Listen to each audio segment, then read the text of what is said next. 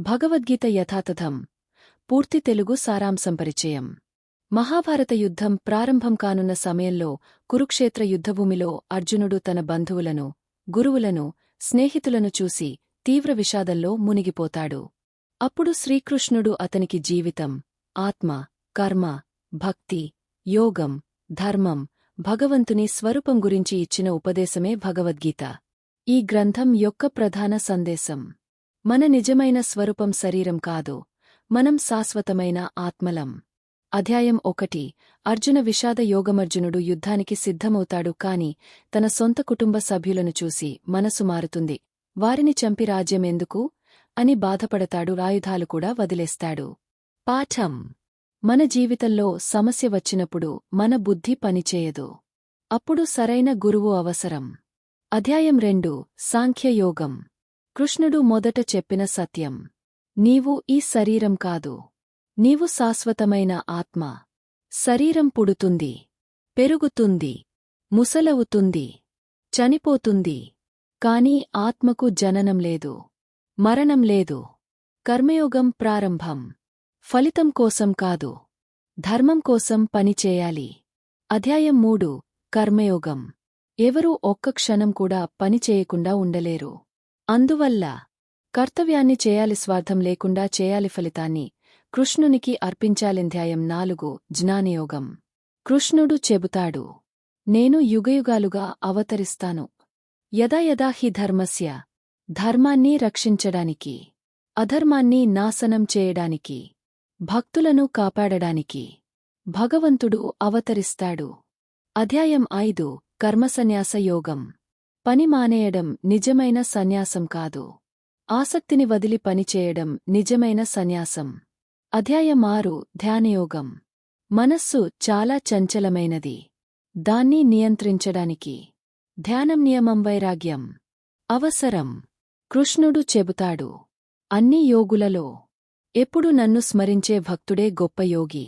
అధ్యాయం 7. జ్ఞాన విజ్ఞాన యోగం.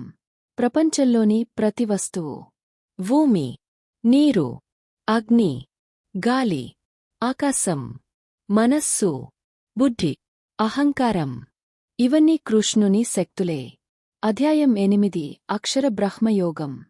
మరణ సమయంలో ఎవరిని స్మరిస్తామో అదే గమ్యం వస్తుంది. కాబట్టి ఎప్పుడూ భగవంతుని స్మరించాలి. అధ్యాయం 9. రాజవిద్య రాజగుహ్య యోగం. ఇది గీతలో అత్యంత రహస్యమైన జ్ఞానం. కృష్ణుడు చెబుతాడు: నాకు ఒక పువ్వు, పండు, ఆకు, నీరు ప్రేమతో సమర్పిస్తే నేను స్వీకరిస్తాను. భక్తి అత్యంత సులభమైన మార్గం. అధ్యాయం 10. విభూతి యోగం. ప్రపంచంలోని గొప్పదంతా కృష్ణుని వైభవమే. సూర్యుడు, గంగ, హిమాలయాలు, సింహం, గరుడు, ఓంకారం ఇవి అన్నీ ఆయన మహిమకు ఉదాహరణలు.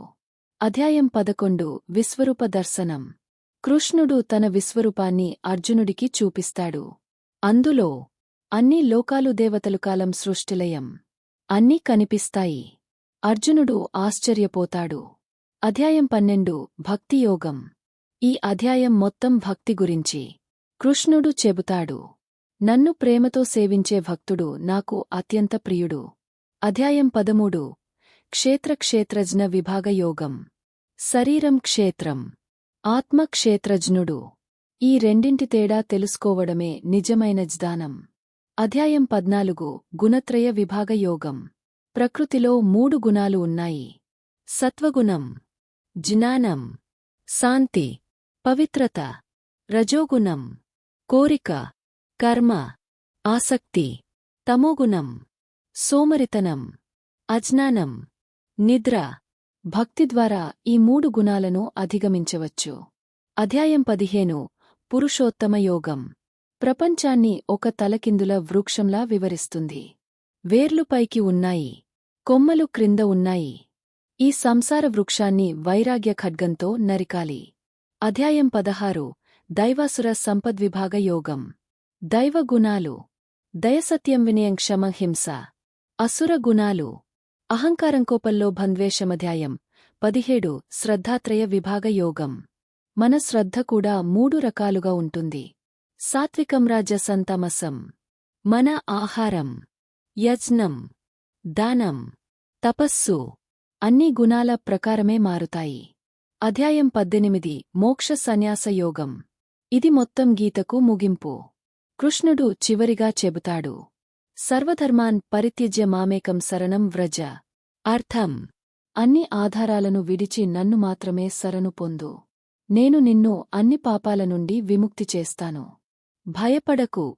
భగవద్గీత యథాతథం యొక్క 10 ప్రధాన బోధనలు. మనం శరీరం కాదు, శాశ్వత ఆత్మలం. ధర్మాన్ని ఎప్పుడూ పాటించాలి. కర్తవ్యాన్ని ఫలాపేక్ష లేకుండా చేయాలి. ప్రతి పనిని భగవంతునికి అర్పించాలి. భక్తి మోక్షానికి అత్యంత సులభమైన మార్గం. మనస్సును నియంత్రించాలి. మంచి గుణాలను పెంపొందించాలి. భగవంతుని ఎల్లప్పుడూ స్మరించాలి. అన్ని జీవులలో పరమాత్మను చూడాలి. పూర్తి శరణాగతితో దైవకృపను పొందాలి. ముగింపు.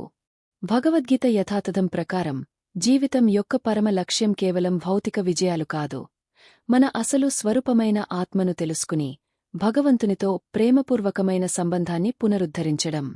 ఈ దృక్కోణంలో భక్తియోగం, నిస్వార్థ కర్మ, జ్ఞానం మరియు శరణాగతి కలిసి మనిషిని అంతరంగ శాంతి మరియు మోక్షం వైపు నడిపిస్తాయి. ఈ వీడియో నచ్చితే లైక్ చేయండి, షేర్ చేయండి. మరిన్ని బుక్ సమ్మరీ కోసం మా ఛానల్ సబ్స్క్రైబ్ చేసుకోండి.